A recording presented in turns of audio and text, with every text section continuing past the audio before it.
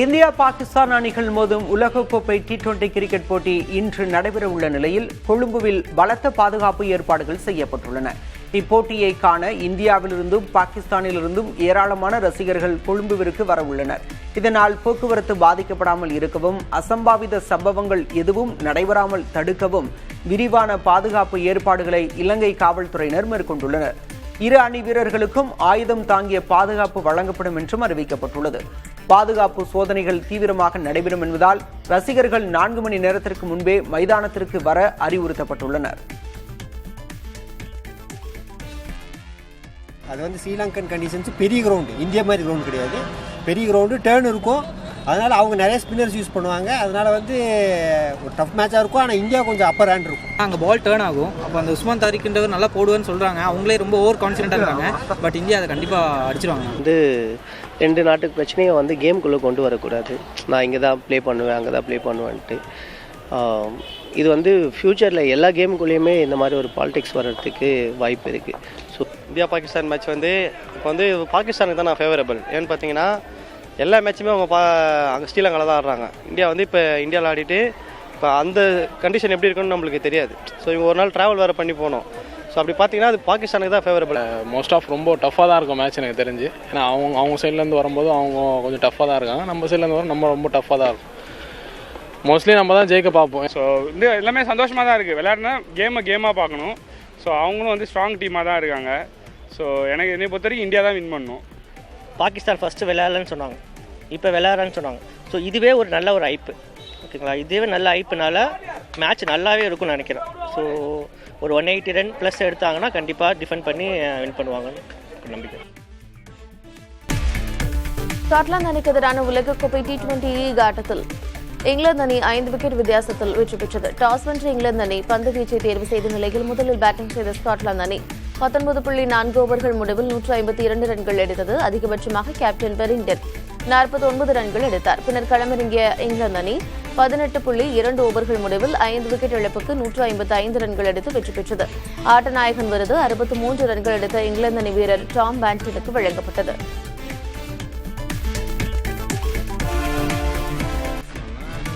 Elon மஸ்கின் Starlink இணைய சேவை 160 நாடுகள் மற்றும் பிரதேசங்களுக்கு விரிவடைந்துள்ளது. இதில் 1 கோடிக்கும் அதிகமான பயனர்கள் இணைந்திருக்கிறார்கள். இதுகுறித்து வீடியோ வெளியிட்டுள்ள அந்நிறுவனம் உலகின் எந்த மூலையில் இருந்தாலும் எளிதில் இணைப்போம் என்று கூறியுள்ளது. இந்தியாவிலும் ஸ்டார்லிங்க் இணைய சேவை விரைவில் தொடங்கும் என்று எதிர்பார்க்கப்படுகிறது.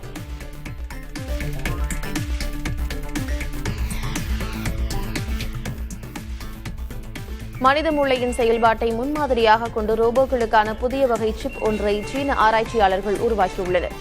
மூளையின் LGN எனப்படும் பகுதி தகவல்களை வடிகட்டுவது போல இந்த சிப் தேவையற்ற காட்சிகளை தவிர்த்து நகரும் பொருட்களை மட்டுமே துல்லியமாக கவனிக்கும். மனித கண்களை விட 4 மடங்கு வேகமாக மாற்றங்களை கண்டறிய முடியும்.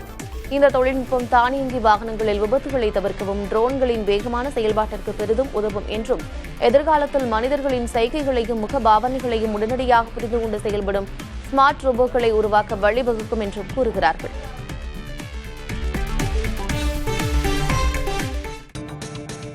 சிவராத்திரியையொட்டி ராமநாதபுரம் மாவட்டம் ராமேஸ்வரத்திற்கு ஏராளமான சிவனடியார்கள் வருகை தந்த வண்ணம் உள்ளனர். 12 ஜோதிர்லிங்க தலங்களில் ராமேஸ்வரம் ராமநாத சுவாமி கோயிலும் ஒன்று என்பதால் சிவராத்திரியை முன்னிட்டு வடமாநிலங்களிலிருந்து அதிக அளவில் சிவனடியார்கள் மற்றும் சிவபக்தர்கள் வருவது வழக்கம். தலையில் சிவலிங்கத்தை சுமந்தபடி காசியிலிருந்து ராமேஸ்வரம் வந்த சிவபக்தர்கள் மற்றும் அகோரிகள் அக்னி தீர்த்த கடற்கரையில் உடுக்கை அடித்து புனித நீராடிய பிறகு ராமநாத சுவாமி கோயிலில் வழிபாடு செய்தனர்.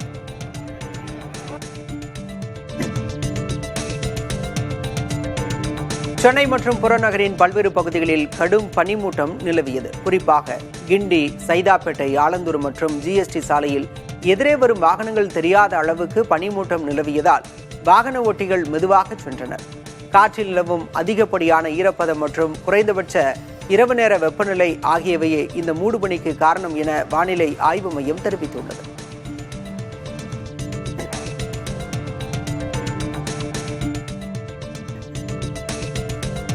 சென்னை மற்றும் அதன் சுற்றுவட்டார மாவட்டங்களில் 5 நாட்களுக்கு பனிமூட்டம் அதிகமாக காணப்படும் என சென்னை வானிலை ஆய்வு மையம் கூறியுள்ளது.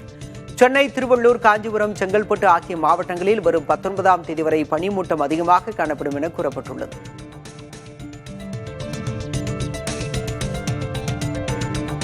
சென்னையில் மின் கேபிள் அறுந்து விழுந்ததால் தாம்பரம் கடற்கரை மார்க்கத்தில் நேற்று மின்சார ரயில் சேவை முடங்கியது.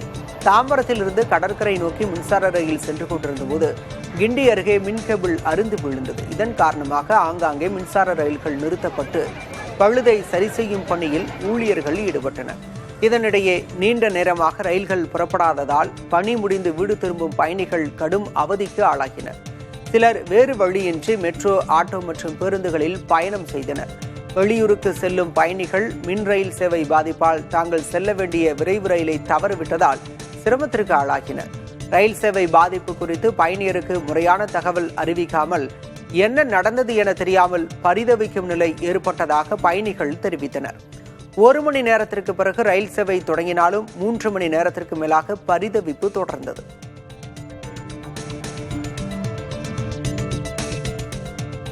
சென்னையில் நாய்கள் துரத்தியதில் கீழே விழுந்த நபர் அறுவை சிகிச்சை செய்து கொள்ள நேர்ந்துள்ளது.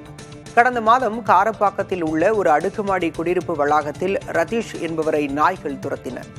அவற்றிடமிருந்து தப்பி ஓடும்போது கீழே விழுந்த அவருக்கு வலது தோள்பட்டையில் எலும்பு முறிவு ஏற்பட்டது. இதன் காரணமாக தற்போது ரதீஷ் அறுவை சிகிச்சை செய்து கொண்டுள்ளார். அறுவை சிகிச்சைக்கு சுமார் 3,25,000 ரூபாய் செலவிட்டுள்ளதாக கூறும் அவர் திருநாய்கள் விவகாரத்தை சட்ட ரீதியாக அணுக உள்ளதாக தெரிவித்தார்.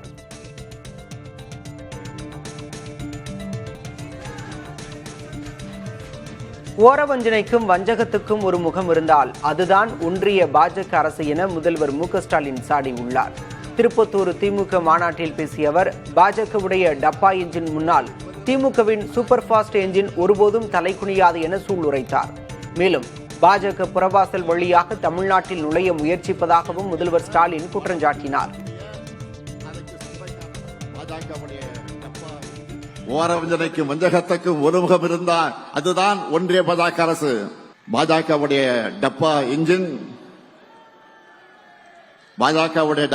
முன்னாடி நம்முடைய திராவிட மாடல் சூப்பர் ஃபாஸ்ட் என்ஜின் ஒருபோதும் தலைகுனியாது. டப்பா என்ஜின்ல ஏறி கொத்தடிமைகள் மூலமா தமிழ்நாட்டுக்குள்ள புறவாசல் வழியா நுழைய நினைக்கிற பாஜகவுடைய எண்ணத்தை தடுத்து நிறுத்தணும். தமிழ்நாட்டுக்கு பரப்புரைக்கு வர்ற பிரதமர் தமிழ்நாட்டுக்குன்னு இந்த சாதனைகள்லாம் செஞ்சிருக்கணும்னு சொல்றாரா? இருந்தாதானே சொல்ல முடியும். அண்மையில் ஒன்றிய அரசுடைய பட்ஜெட் வெளியிட்டாங்களா? அதுல தமிழ்நாட்டுக்குன்னு ஏதாவது சிறப்பு திட்டங்களை அறிவிச்சாங்களா? பழனிசாமி ஆட்சி என்பதற்கு பொள்ளாச்சி ஒரு அரசியல்வாதி எப்படி இருக்கக்கூடாது என்பதற்கு எடப்பாடி பழனிசாமி தான் உதாரணம் என விமர்சித்துள்ள முதல்வர் மு.க.ஸ்டாலின், அவர் தமிழக மக்களுக்காக பேச துணிவில்லாமல் பாஜகவுக்கு சேவகம் செய்து கொண்டிருப்பதாக விமர்சித்தார். திருப்பத்தூரில் நடைபெற்ற திமுக மாநாட்டில் பேசிய முதல்வர் ஸ்டாலின், கொடநாடு, தூத்துக்குடி, பொள்ளாச்சி, சாத்தான்குளம் சம்பவங்களை சுட்டிக்காட்டி அதிமுக பொதுச் செயலர் எடப்பாடி பழனிசாமியை விமர்சித்தார். சட்டம் ஒழுங்கு பற்றி பேசுவதற்கு உங்களுக்கு தார்மீக உரிமையாவது இருக்கா? உங்க கட்சியினுடைய உண்மையான பொதுச் செயலாளராக இருந்த அம்மையார் ஜெயலலிதா அவர்களுடைய கொடநாடு பங்களாவில் நடந்த கொள்ள, அதை தொடர்ந்து நடந்த மர்ம மரணங்கள், இதையெல்லாம் மறக்கடிச்சிட்டதாக நினைச்சிட்டு இருக்கீங்களா? பொல்லாத ஆட்சிதான் பழனிசாமியுடைய ஆட்சி என்பதற்கு பொள்ளாச்சியே பாலியல் வன்கொடுமைகளை சாட்சியா ஆறாத வடுவா இருக்க. ஸ்டெர்லைட் வேண்டாம்னு அமைதியா ஊர்வலம் போன அப்பாவி பொதுமக்கள் மேல துப்பாக்கி சூடு நடத்த சொல்லிட்டு டிவியை பார்த்து தான் தெரிஞ்சுக்கிட்டேன்னு நாடகம் போட்டது மக்கள் மறந்துட்டாங்க நினைக்கிறீங்களா? சாத்தான்குளம் காவல் நிலையத்தில் அப்பாவும் மகன் அடிச்சு கொல்லப்பட்டப்போ அவங்க உடல்நலம் இல்லாம இறந்ததாக கொஞ்சம் கூட ஈவு இறக்கலாம சொன்னீங்களா? உங்களுடைய அந்த கல் மனசை மக்கள் மறந்துட்டாங்கன்னு நினைச்சீங்களா? திருப்பத்தூரில் நடைபெற்ற திமுக நிர்வாகிகள் மாநாட்டுக்கு ரயிலில் சென்ற முதல்வர் மு.க.ஸ்டாலின் ரயில் மூலமாகவே சென்னை திரும்பினார். அப்போது ரயிலில் இருந்த பயணிகள் அவருடன் புகைப்படம் எடுத்துக் கொண்டனர். இது தொடர்பான வீடியோ சமூக வலைதள பக்கத்தில் பகிர்ந்துள்ள முதல்வர், நீண்ட நாட்களுக்கு பிறகான ரயில் பயணம் என பதிவிட்டுள்ளார்.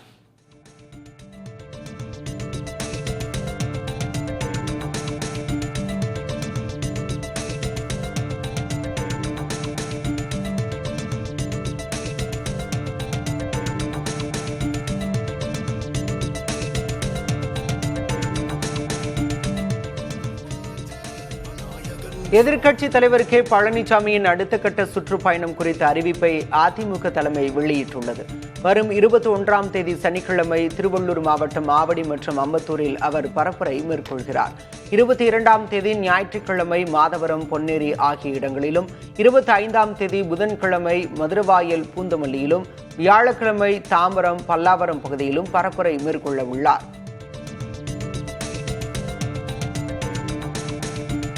(2026) புதுச்சேரி சட்டமன்ற தேர்தலில் தேசிய ஜனநாயக கூட்டணி 24 தொகுதிகளில் வெற்றி பெறும் என மத்திய உள்துறை அமைச்சர் அமித்ஷா நம்பிக்கை தெரிவித்துள்ளார். காரைக்காலில் நடைபெற்ற பாஜக பொதுக்கூட்டத்தில் கலந்து கொண்டு உரையாற்றிய அவர் 2021 நடைபெற்ற புதுச்சேரி சட்டமன்ற தேர்தலில் தேசிய ஜனநாயக கூட்டணிக்கு 44% வாக்குகள் கிடைத்ததாக குறிப்பிட்டார். ஆனால் 2026 தேர்தலில் அதிமுகவும் கூட்டணியில் சேரும் நிலையில் 60% வாக்குகள் கிடைக்கும் என்றார்.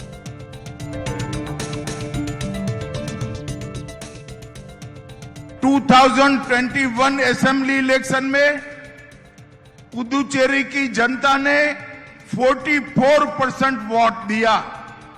2021ஆம் ஆண்டு நடந்த புதுச்சேரி சட்டப்பேரவை தேர்தல்களிலே புதுச்சேரி மக்கள் நமக்கு 44 விழுக்காடு ஆதரவு அளித்திருக்கின்றார்கள். भारतीय जनता पार्टी और AINRC का अलायंस, AIDMK का अलायंस हम लक्ष्य कर चले हैं कि 60% वोट के साथ more than 24 seat BJP alliance जीतेगी. நாராயணசாமியின் காங்கிரஸ் ஆட்சியில் ராகுல் காந்தி குடும்பத்தின் ஏடிஎம்மாக புதுச்சேரி மாறியிருந்ததாக மத்திய உள்துறை அமைச்சர் அமித்ஷா விமர்சித்துள்ளார். காரைக்காலில் நடைபெற்ற பாஜக பொதுக்கூட்டத்தில் உரையாற்றிய அமித்ஷா, நாராயணசாமியின் ஒரே நோக்கம் டெல்லியில் உள்ள காங்கிரஸ் தலைமையகத்தில் கஜானாவை நிரப்புவதுதான் என்றார். नारायणसामी की सरकार ने पुदुचेरी को गांधी परिवार का एटीएम बनाकर रखा था. நாராயணசாமி அவர்கள் இந்த புதுச்சேரியை காந்தி குடும்பத்தின் ஏடிஎம், எப்பொழுது வேணாலும் பணத்தை எடுத்துக்கொள்ளும் ஒரு இயந்திரமாக மாற்றி வைத்திருந்தார். उनका उद्देश्य दिल्ली के हाई कमांड की तिजोरी भरना था. அவருடைய ஒரே நோக்கம் என்னவென்று சொன்னால், தில்லி ஹைகமாண்ட் இருக்கிறதே, அந்த தில்லி தலைமையகத்தின் கஜானாவை நிரப்புவது ஒன்றுதான்.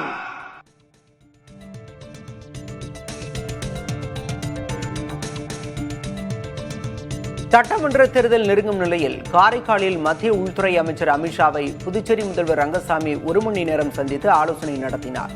சந்திப்புக்கு பிறகு என்ஆர் காங்கிரஸ் கட்சி என்டிஏ கூட்டணியில் தொடரும் என்று ரங்கசாமி தெரிவித்தார்.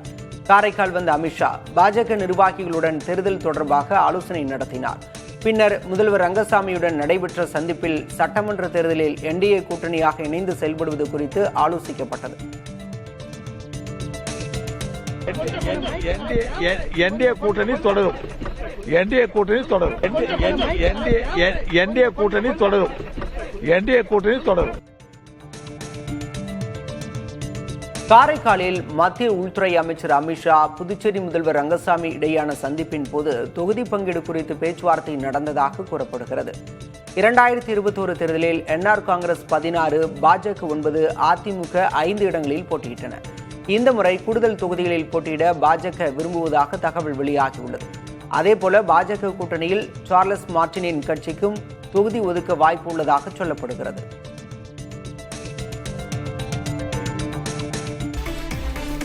ஓட்டுரிமையை கல்லூரி மாணவ மாணவிகளுக்கு நினைவுபடுத்த வேண்டும் என்று மக்கள் நீதி மய்யம் கட்சித் தலைவர் கமல்ஹாசன் கூறியுள்ளார். சென்னை நுங்கம்பாக்கத்தில் தனியார் கல்லூரி நிகழ்ச்சியில் பங்கேற்ற அவர் பின்னர் செய்தியாளர்களை சந்தித்தார். அப்போது பேசிய அவர், எந்த கட்சிக்கு வேண்டுமானாலும் வாக்களியுங்கள், ஆனால் கட்டாயம் வாக்களித்து விடுங்கள் என்று மாணவர்களிடம் கூறுவது தனது கடமை என்று தெரிவித்தார்.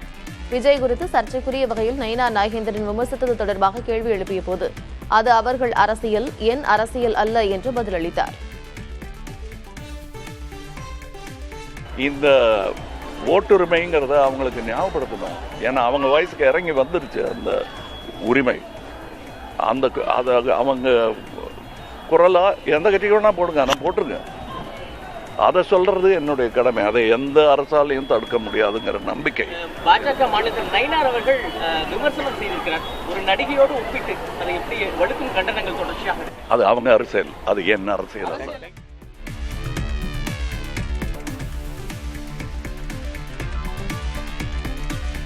தமிழக ஆளுநர் ரவி பாஜக தேசிய செயற்குழு உறுப்பினர் நடிகை குஷ்பு உள்ளிட்டோரை அவதூறாக பேசிய திமுக தலைமை கழக பேச்சாளர் சிவாஜிக்கு 3 ஆண்டுகள் சிறை தண்டனை விதித்து சென்னை எழும்பூர் நீதிமன்றம் உத்தரவிட்டுள்ளது.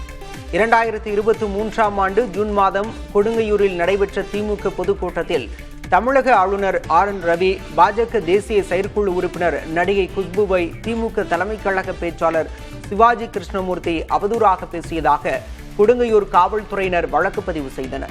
இந்த வழக்கு சென்னை எழும்பூர் 10வது நீதித்துறை நடுவர் நீதிமன்றத்தில் நடைபெற்றது. மேஜிஸ்ட்ரேட் ரேவதி வழக்கை விசாரித்து குற்றம் நிரூபிக்கப்பட்டதால் சிவாஜி கிருஷ்ணமூர்த்திக்கு ஒரு பிரிவில் 2 ஆண்டுகள், மற்றொரு பிரிவில் 1 ஆண்டு என மொத்தம் 3 ஆண்டுகள் சிறை தண்டனை விதித்து தண்டனையை ஏக காலத்தில் அனுபவிக்க உத்தரவிட்டார்.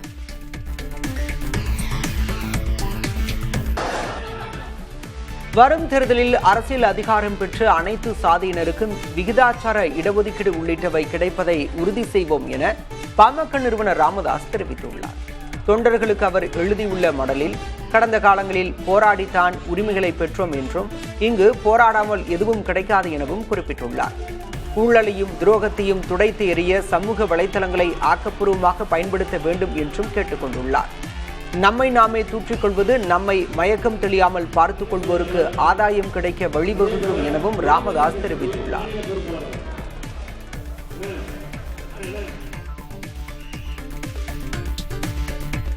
திருச்சி அரசு மருத்துவமனையில் திருடப்பட்ட ஆண் குழந்தையை 5 மணி நேரத்தில் காவல்துறையினர் மீட்டனர்.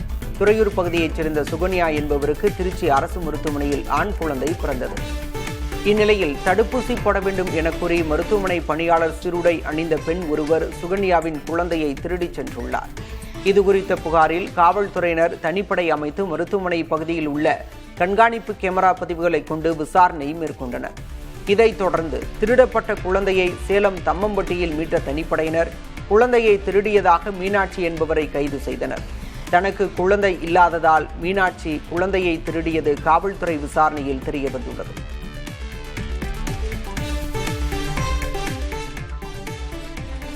தெற்கு வங்கக்கடல் மற்றும் அதை ஒட்டிய இந்திய பெருங்கடல் பகுதிகளில் 48 மணி நேரத்தில் காற்றழுத்த தாழ்வு பகுதி உருவாகக்கூடும் என சென்னை வானிலை ஆய்வு மையம் அறிவித்துள்ளது.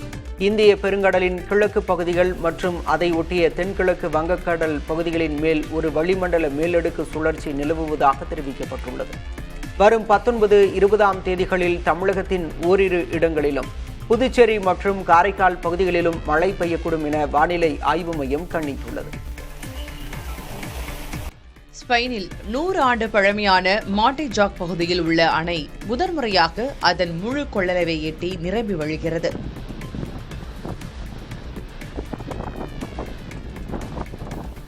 ஸ்பெயினில் கடந்த சில நாட்களாக பெய்து வரும் அதிதீவிர கனமழை மற்றும் தொடர் புயல்கள் காரணமாக அந்நாட்டின் தெற்கு பகுதியான அந்தலூசியா கடுமையாக பாதிக்கப்பட்டுள்ளது.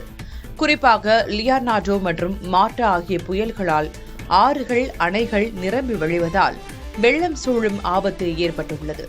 11,000க்கும் மேற்பட்ட மக்கள் தங்கள் வீடுகளிலிருந்து பாதுகாப்பான பகுதிகளுக்கு இடமாற்றம் செய்யப்பட்டுள்ளனர். பிரான்ஸ் நாட்டில் வீசிய நில்ஸ் புயல் மற்றும் கனமழையால் தென்மேற்கு பகுதியில் உள்ள கரோன் ஆற்றில் கடும் வெள்ளப்பெருக்கு ஏற்பட்டது.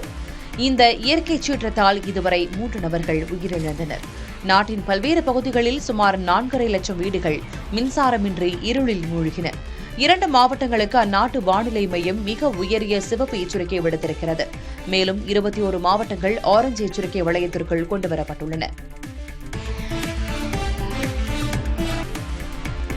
புத்தாக்க நிறுவனங்களின் நிதி ஆதார திட்டங்களுக்கு 2வது கட்ட தொகையாக 10,000 கோடி ரூபாயை மத்திய அரசு ஒதுக்கியுள்ளது.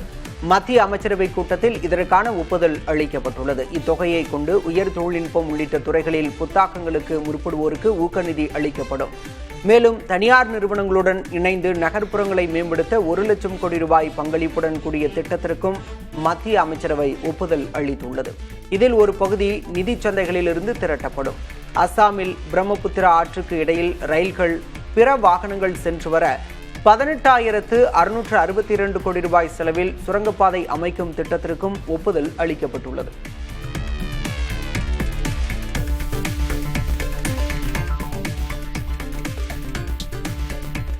அசாம் மாநிலத்தில் போர் விமானங்களும் இறங்கக்கூடிய வகையிலான சாலையை பிரதமர் நரேந்திர மோடி திறந்து வைத்தார். மோடி வந்த C-130J ரக விமானம் இச்சாலையில் தரையிறங்கியது. போர் போன்ற அவசர காலங்களில் பயன்படுத்த ஏதுவாக இந்த சாலை அமைக்கப்பட்டுள்ளது. 4.2 கிலோமீட்டர் நீளமுள்ள இச்சாலை சுமார் 100 கோடி ரூபாய் செலவில் சீன எல்லையை ஒட்டி அமைக்கப்பட்டுள்ளது. ஏற்கனவே இதுபோன்ற விமானம் தரையிறங்கும் 10 சாலைகள் உள்ள நிலையில் வடகிழக்கு மாநிலங்களில் முதலாவதாக இச்சாலை அமைக்கப்பட்டுள்ளது. இதில் ரஃபேல், சுகோய் 30 போன்ற போர் விமானங்களும் சரக்கு விமானங்களும் ஹெலிகாப்டர்களும் தரையிறங்க முடியும். भारतीय वायुसेना का वर्कहोर्स यानी सबसे भरोसेमंद विमान माना जाता है. Pilot is aligning a massive transport aircraft.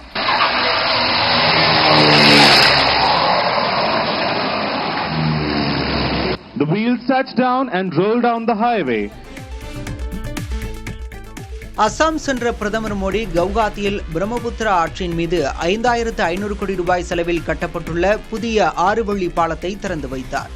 நிலநடுக்கத்தை தாங்கும் வகையில் கட்டப்பட்ட குமார் பாஸ்கர வர்மா சேது என்ற பெயரிலான பாலத்தின் மீது பிரதமர் நடந்து சென்றார். கவுகாத்தியில் புதிய இந்திய மேலாண்மை மையத்தையும் பிரதமர் திறந்து வைத்தார். வடகிழக்கு மாநிலங்களுக்கான தரவு மையத்தையும் பிரதமர் திறந்து வைத்தார். முன்னதாக சீன எல்லையை ஒட்டி போர் உள்ளிட்ட அவசர காலங்களில் விமானங்கள் இறங்குவதற்காக அமைக்கப்பட்ட சாலையையும் பிரதமர் திறந்து வைத்தார்.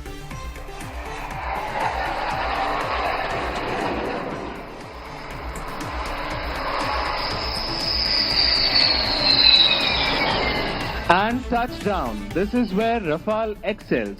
Short landing distance and high authority. Perfectly suited for dispersed operation from all types of landing strips.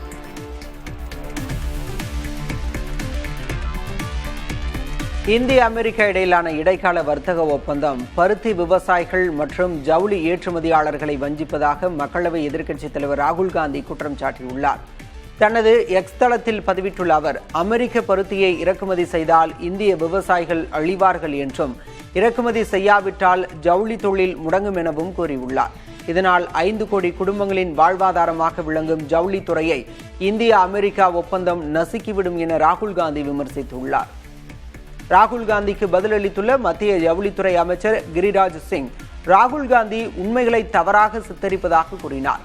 இந்திய விவசாயிகளின் நலன்களை பாதுகாக்கும் வகையிலேயே இந்த சீரான ஒப்பந்தம் உருவாக்கப்பட்டுள்ளதாக அவர் விளக்கமளித்துள்ளார்.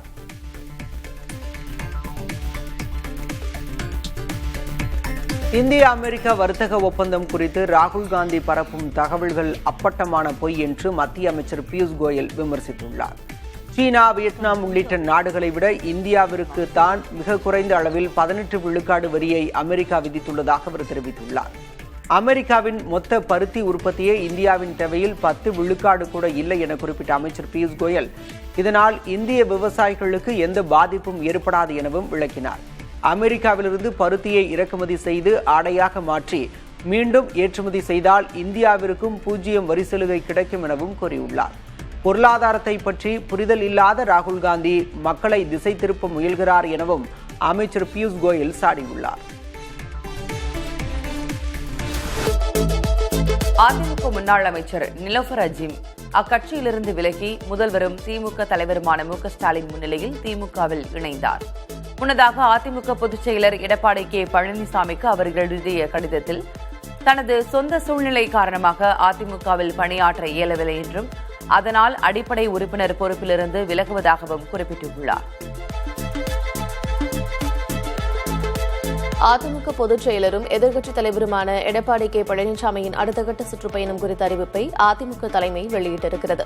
அதன்படி வரும் 21ஆம் தேதி சனிக்கிழமை திருவள்ளூர் மாவட்டம் ஆவடி மற்றும் அம்பத்தூரில் அவர் பரப்புரை மேற்கொள்கிறார். 22ஆம் தேதி ஞாயிற்றுக்கிழமை மாதவரம், பொன்னேரி ஆகிய இடங்களிலும், 25ஆம் தேதி புதன்கிழமை மதுரபாயல், பூந்தமல்லியிலும், வியாழக்கிழமை தாம்பரம், பல்லாவரம் பகுதியிலும் பரப்புரை மேற்கொள்ளவுள்ளார். திமுக காங்கிரஸ் இடையே நிலவி வரும் பனிப்போருக்கு இடையே காங்கிரஸ் கட்சியின் அகில இந்திய பொதுச் செயலர் கே.சி. வேணுகோபால் புதுவை வருகை தரவுள்ளார். ராகுல் காந்தியின் வலதுகரம் போல செயல்படும் KC வேணுகோபால் காங்கிரஸ் மேலிட பொறுப்பாளர் கிரீஷ் சோடங்கரோடு வரும் 17ஆம் தேதி புதுவை வரவுள்ளதாக தகவல்கள் வெளியாகியுள்ளன. திமுக காங்கிரஸ் கூட்டணி விவகாரத்தில் காங்கிரஸ் MP மாணிக்கம் தாக்கூர் மீண்டும் புயலை கிளப்பியிருக்கிறார். 170 தொகுதிகளில் திமுக போட்டியிடும், அதில் 160 தொகுதிகள் வரை வெற்றி பெறும் என அமைச்சர் ராஜகண்ணப்பன் பேசியதை சுட்டிக்காட்டி மாணிக்கம் தாக்கூர் கூட்டணியில் கலக குரல் எழுப்பியிருக்கிறார். இது பற்றி சமூக வலைதளத்தில் பதிவிட்டுள்ள அவர், 2021ஆம் ஆண்டின் தேர்தலில் 173 இடங்களில் போட்டியிட்ட திமுக 133 இடங்களில் மட்டுமே வென்றதை சுட்டிக்காட்டினார். திமுக தோல்வி அடைந்த இடங்களையே தாங்கள் கேட்பதாகவும் மாணிக்கம் தாக்கூர் குறிப்பிட்டிருக்கிறார். இதன் மூலம் காங்கிரஸ் 40 தொகுதிகளை கேட்க குறிவைத்திருப்பதாகவும் கருதப்படுகிறது.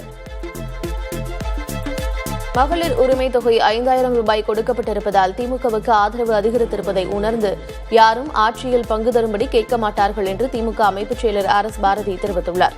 தமிழகத்தில் கூட்டணி ஆட்சி என்பது கிடையாது என்பதை ஏற்கனவே முதலமைச்சர் தெளிவாக கூறிவிட்டதாக சுட்டிக்காட்டினார். காங்கிரஸ் கட்சியிலிருந்து மல்லிகார்ஜுன கார்கே, ராகுல் காந்தி, செல்வ பெருந்தகை ஆகியோர் பேசுவதற்கு மட்டுமே பதிலளிக்க முடியும் என்றும் குறிப்பிட்டார். தமிழக வெற்றிக் கழகத்தில் வேட்பாளர்கள் விருப்ப மனு வழங்குவதற்கான கால அவகாசத்தை நீட்டிப்பதாக அக்கட்சியின் தலைமை அறிவித்திருக்கிறது.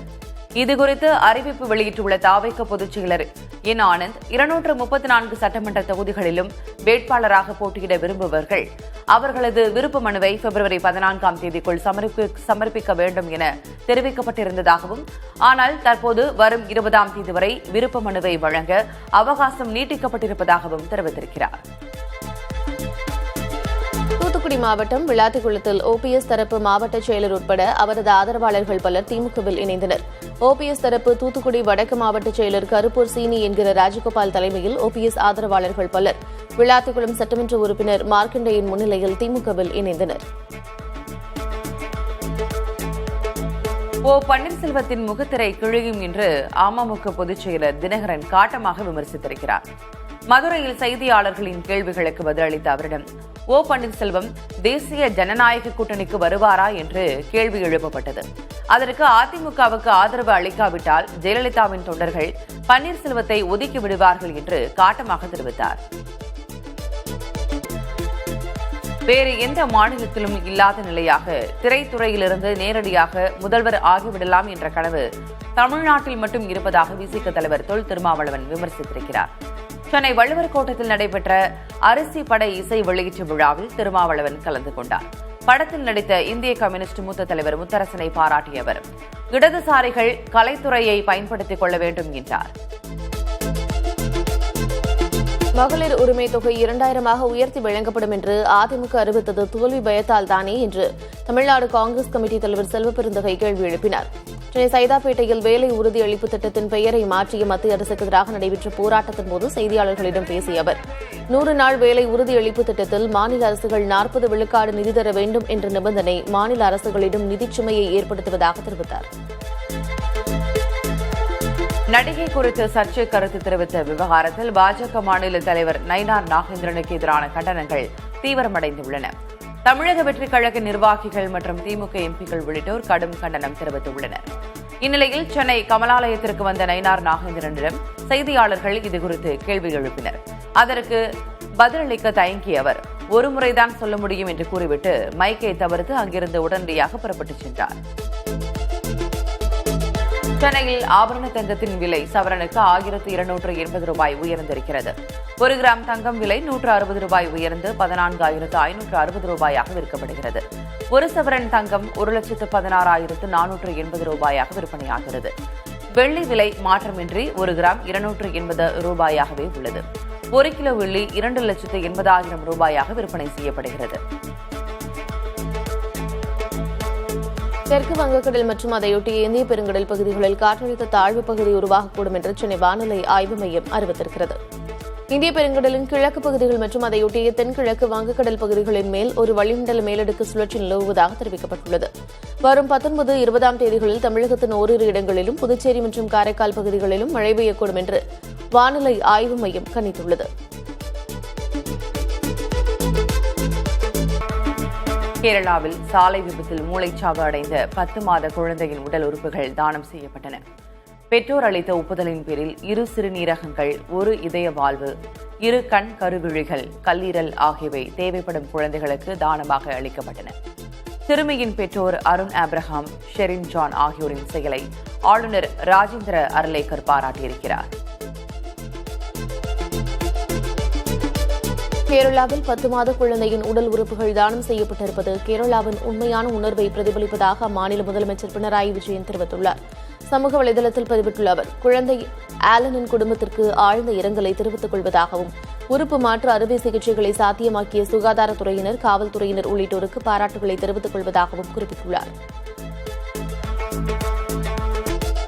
மேற்குவங்கம் டார்ஜிலிங் மலை ரயிலில் முதலாக பெண் டிக்கெட் பரிசோதகர் பணி நியமனம் செய்யப்பட்டுள்ளார். மேற்கு வங்கத்தின் நியூ ஜல்பைகுரி டார்ஜிலிங் இடையேயான 78 கிலோமீட்டர் தூரத்திற்கு பொம்மை ரயில் என்று அழைக்கப்படும் மலை ரயிலை டார்ஜிலிங் இமாலயன் ரயில்வே இயக்கி வருகிறது. இந்த ரயிலின் டிக்கெட் பரிசோதகராக சரிதா யோல்மோ கடந்த 12ஆம் தேதி நியமிக்கப்பட்டுள்ளார்.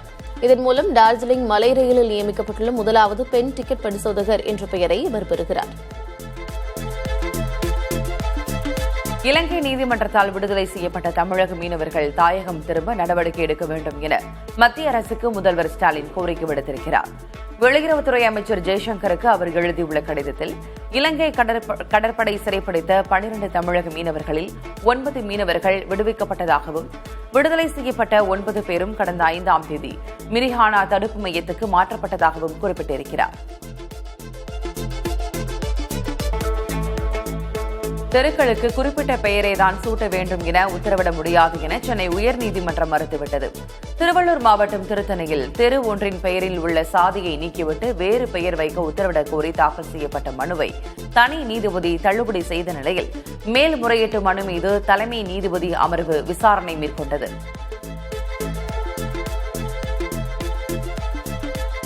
கோவை பாரதியார் பல்கலைக்கழகத்தில் நடைபெற்ற பட்டமளிப்பு விழாவில் மாணவர்களுக்கு ஆளுநர் RN ரவி பட்டங்களை வழங்கினார்.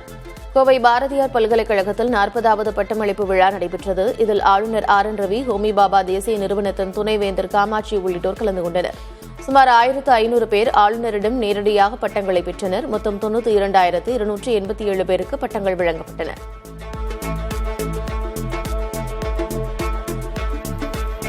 ஈரானை நோக்கி USS ஜெரால்ட் ஃபோர்டு கப்பலை அனுப்பியிருப்பதாக அதிபர் ட்ரம்ப் தெரிவித்திருக்கிறார். ஏற்கனவே USS ஆப்ரஹாம் லிங்கன் என்ற விமானம் தாங்கி கப்பலும் ஈரான் அருகே நிலை கொண்டுள்ளது. தங்கள் நடவடிக்கைகளால் ஈரானில் நல்ல விஷயங்கள் நடக்கும் என்று நம்புவதாக ட்ரம்ப் கூறினார். அணுசக்தி கட்டுப்பாட்டு ஒப்பந்தத்தில் கையெழுத்திட ஈரானை நிர்பந்திக்கும் அமெரிக்காவின் திட்டம் பலிக்கவில்லை. இதனால் ஈரானில் ஆட்சி மாற்றம் ஏற்படுத்த ட்ரம்ப் காய் நகர்த்தி வருகிறார். வெனிசுலா அதிபர் மதுரோவை நாடு புகுந்து கடத்திய அமெரிக்காவின் செயல் உலகெங்கும் பெரும் அதிர்ச்சியை ஏற்படுத்தியிருந்தது. இந்நிலையில் ஆந்த்ரபிக் நிறுவனத்தின் புதிய AI தொழில்நுட்ப வசதியை பயன்படுத்தி தரவுகளை அலசி ஆராய்ந்து கச்சிதமாக அதிபர் மாளிகைக்குள் புகுந்து மதுரோவை அமெரிக்க படைகள் கடத்திச் சென்றதாக வால் ஸ்ட்ரீட் ஜேர்னல் இதழ் செய்தி வெளியிட்டிருக்கிறது. கடுமையான பாதுகாப்பு ஏற்பாடுகளை கடந்து ஒரு நாட்டின் அதிபரை மற்றொரு நாட்டு வீரர்கள் சில மணி நேரங்களில் கடத்திச் சென்ற செயல் உலகையே அதிர வைத்தது.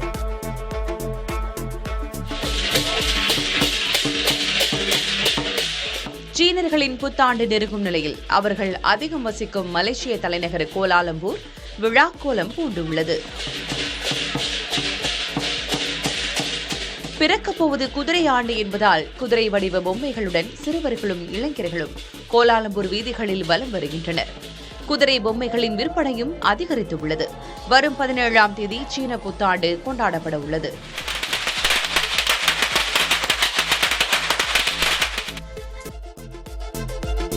தேர்தல் வெற்றிக்காக தனக்கு வாழ்த்து தெரிவித்த இந்திய பிரதமர் மோடிக்கு வங்கதேச தேசிய கட்சியின் தலைவர் தாரிக் ரஹ்மான் நன்றி தெரிவித்துள்ளார். இந்தியாவுடன் உறவை மேம்படுத்த தாங்கள் ஆர்வமாக உள்ளதாகவும், இரு நாடுகளும் மற்றவரது கவலைகளை உணர்ந்து பரஸ்பர மரியாதையுடன் பிராந்திய அமைதி மற்றும் வளர்ச்சிக்கு இணைந்து செயல்படுவோம் என்று தாரிக் ரஹ்மான் தெரிவித்துள்ளார். கிரீஸ் நாட்டில் விவசாயிகள் நாடாளுமன்றத்தை நோக்கி டிராக்டரில் பேரணியாக சென்று அரசுக்கு எதிராக போராட்டம் நடத்தினர். விவசாய உற்பத்தி செலவுகள் கடுமையாக அதிகரித்துவிட்டதாகவும், அதை கட்டுப்படுத்த அரசு எந்த நடவடிக்கையும் எடுக்கவில்லை என்றும் விவசாயிகள் குற்றம் சாட்டுகின்றனர். விவசாயிகள் கடந்த வாரம்தான் நாடு தழுவிய போராட்டத்தை நடத்தியிருந்தனர்.